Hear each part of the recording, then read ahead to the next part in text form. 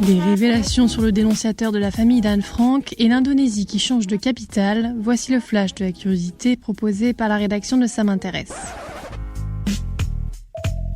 La différence entre l'homme des cavernes et nous, c'est le résultat de la science. Et ce n'est pas une opinion, c'est de la science. Notre monde n'est pas si moche.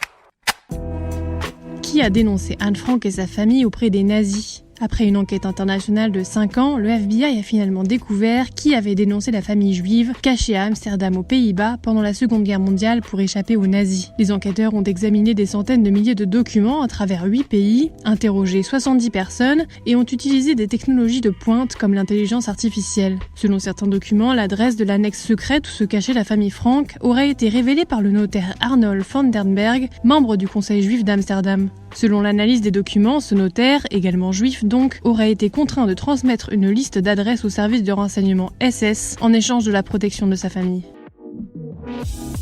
Super, j'adore. Alors écoute-moi bien, je vais essayer d'être clair avec toi. Ouais, génial.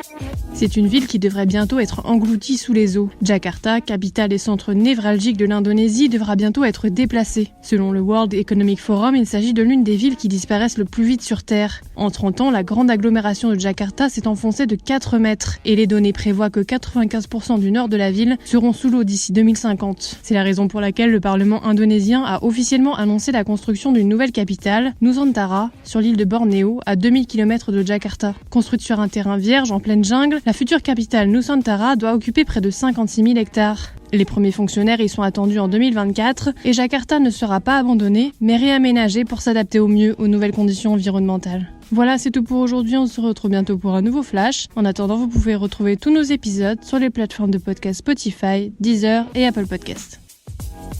Voilà. Il ne reste plus qu'à vous remercier de votre attention. Au revoir.